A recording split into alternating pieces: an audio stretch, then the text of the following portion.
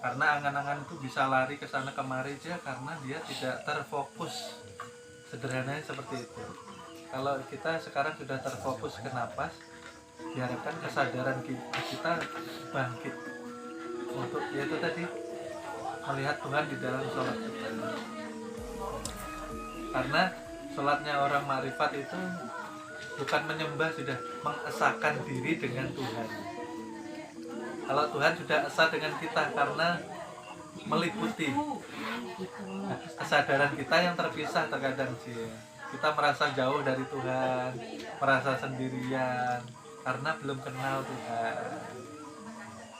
Maka Tuhan selalu beserta kita setiap waktu, tidak pernah terpisah.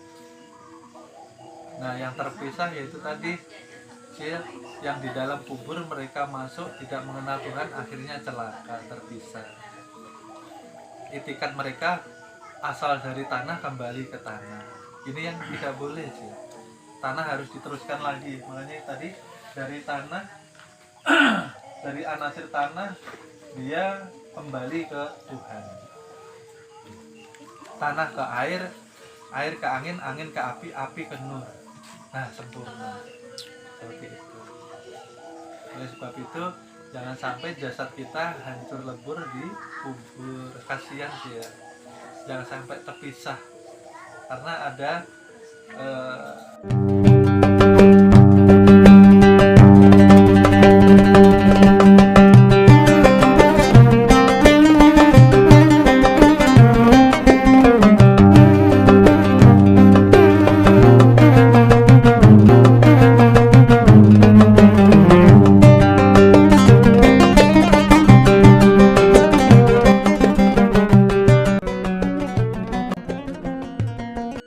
wa ashadu anna, bahwa Muhammad itulah yang dikatakan wujudku, katanya Allah. Ya. Jadi Allah menamakan dirinya Muhammad. Allah menamakan dirinya Muhammad. Dan Muhammad inilah kenyataan dirinya Allah. Oleh sebab itu Muhammad dan Allah namanya tidak pernah terpisah. Hakikatnya satu jua. Zatnya yang menjadi rohani, Muhammad yang menjadi jasmani. Adamnya dikatakan bayang-bayang. Adam siapa, Bapak Ibu? Adam ialah kita. Kita bayang-bayang. Bayang-bayang tidak akan mampu menjalankan apapun tanpa yang mempunyai bayang-bayang itu bergerak. Itulah kita, Bapak Ibu. Oleh sebab itu tidak boleh kita mempunyai pengakuan diri. Ya. Setelah seperti ini, Tuhan lalu mengatakan bahwa aku mempunyai diri, namanya jadi dirinya Tuhan itu dikatakan namanya Allah. Aku mempunyai wujud, kata Allah, namaku Muhammad. Muhammad menyatakan aku mempunyai rupa, namanya Adam. Ya. Adam mengatakan aku mempunyai rahasia, di balik rahasia jasad, batang tubuh dan ruhani dikatakan insan kamil mukamil. Siapakah insan itu? Bukan kita, Bapak Ibu. Insan itu ya aku, kata Tuhan, yang sempurna, bukan engkau.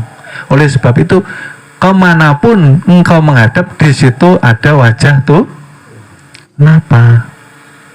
Aku selalu menyertaimu kemanapun engkau berada. Karena kemanapun engkau bergerak, aku yang menggerakkan. Dimanapun engkau melihat, aku yang melihatkan. Ya?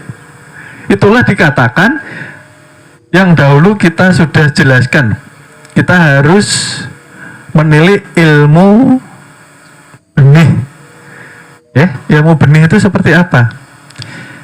Ketika kita menanam biji mangga, ketika sudah tumbuh batangnya, maka hilanglah biji itu tadi menjadi batang, ranting, daun. Oleh sebab itu tidak akan bisa kita menemukan lagi biji mangga. Caranya seperti apa supaya nampak mangganya? Kita tunggu ibu. Ya Allah. Nah, paham kah? Itulah kiasan syahadat asyhadu alla ilaha illallah. Jangan lagi cari Tuhan.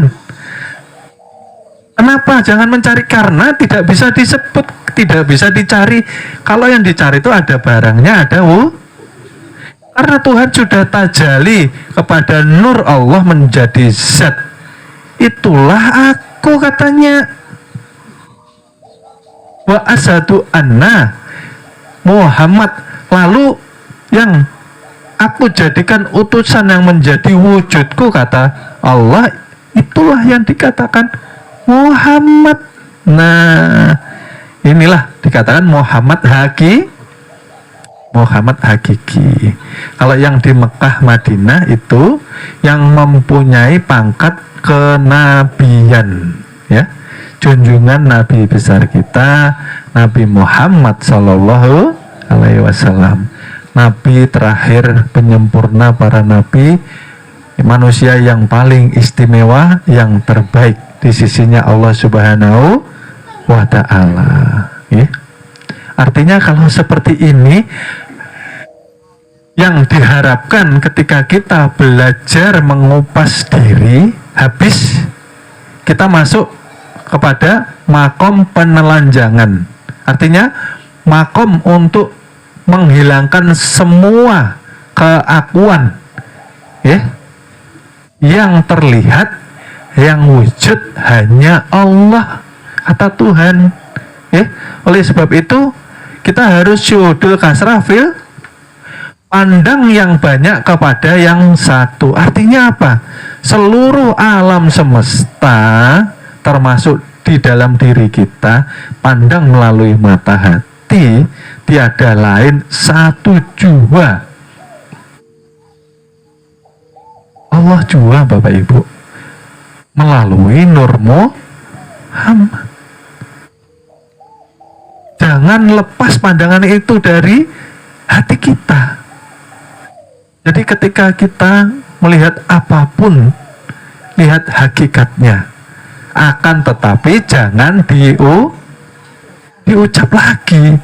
Kalau diucap dia bersifat, nah, masa iya kita menyatakan ini ya, tidak boleh. Paham ya? Ketika sudah kita paham rahasia diri, maka berdiam. Itulah yang dikatakan ibadah tertinggi ialah yang sudah tiada mempunyai huruf dan sudah tiada mempunyai suara. Artinya hati berkekalan dengan Tuhan, esa terus dengan Tuhan, sedetik pun tidak akan berpisah dengan Tuhan. Kenapa? Karena sedetik kita berpisah dengan Tuhan, di dalam pandangan ilmu ma'rifat dikatakanlah kita sudah kafir, ya. Lalu syuhudul wahdah fil kasrah, pandang yang satu kepada yang, ya, itu tadi sudah saya katakan, dari biji mangga lalu menjadi banyak, yang satu menjadi banyak cabangnya, banyak rantingnya. Hakikatnya dari satu biji mangga saja. Paham nggak maksud saya? Jadi lihat, semua yang wujud tidak lain ialah aku juga, kata Tuhan, bukan kata kita. Kita sudah tidak mempunyai pengakuan, ya. Yang ada hanya Tuhan. La maujud bihaqi'i tiada yang wujud melainkan Allah. Oleh sebab itu pandangan yang sudah mengenal Tuhan, mereka yang dikatakan sudah arif billah, memandang seluruh ciptaan Tuhan dengan kasih sayang. Jangan pernah kita membenci, jangan kita pernah berburuk sangka, jangan lagi kita bermusuhan, jangan lagi kita mengkafir-kafirkan orang. Kafir sendiri aja nggak tahu kita kafir diri kita sendiri. Kalau tidak mengenal ilmu kenal diri, jangan menyesat-nyesatkan orang. Perhatikan, fokus ya kepada diri sendiri. Karena kita ini hidup sekarang bukan mencari pahala. Kalau kemarin belum mengkaji ilmu ketuhanan, kemungkinan kebanyakan mayoritas kita masih mencari pahala. Ya, sholat aja kejar-kejaran, minta sab yang paling 27. Nah, kalau dikalkulasi, wah, berarti ibadah dengan Tuhan hitung-hitungan kayak orang Cina. Nah, lalu Tuhan membalikkan dengan mudah. Kenapa engkau mencari pahala, sedang yang mengerjakan aku jua, katanya. Bisakah engkau ini wudhu tanpa aku? Bisakah engkau sholat tanpa aku, Jar? Bisakah jasadmu itu mengerjakan semua ibadah tanpa ruh? Nyatanya tidak bisa, Bapak Ibu. Disitulah kita harus paham bahwa kita ini hakikatnya tiada daya upaya sedikit pun. Ya, paham kan Bapak Ibu? Ya. Kalau sudah paham, itulah kita dikatakan mati syahid. Apa hakikat mati syahid? Ketika kita sudah mengalami kematian hakiki. Apa yang dikatakan kematian hakiki? Kematian di dalam kesadaran bahwa kita menyaksikan Tuhan yang ada, Tuhan yang wujud, Tuhan yang nyata. Dialah Allah Subhanahu wa ta'ala. Itulah hakikat mati syahid. Kata Tuhan, ketika aku ridho dengan hambaku, maka akan aku bunuh keakuannya. Ketika aku bunuh keakuannya, maka yang menjadi penglihatannya ialah penglihatanku, yang menjadi pendengarannya ialah pendengaranku, yang menjadi ucapannya ialah ucapanku. Oleh sebab itu, para waliullah itu ucapannya ditakuti, karena sekali sabda Pandita Ratu kun payakun, ketika mengucapkan satu kalimat kebanyakan terwujud, karena sudah bukan dia lagi, dia sudah panah. Arti panah tenggelam, arti tenggelam kesadarannya hilang. Oleh sebab itu, barang siapa sudah mengenal diri melalui ilmu ma'rifatullah, zikir yang dilapaskan akan masuk ke dalam diri untuk mempanakan hakikat dirinya. Orang kalau zikir, Bu, Bapak Ibu mohon maaf, la ilaha illallah, sudah kenal diri rasanya bagaimana? Pasti nikmat. Karena ketika melafazkan, yang timbul, yang nyata, yang terang adalah Allah. Artinya ketika kita zikir, kita menuju jalan kematian. Di dalam kematian itulah kita hidup sehidup-hidupnya. Nyaman. Kita sudah tidak mengejar jumlah zikir itu sendiri. Mohon maaf, akan kami lanjut ke episode berikutnya.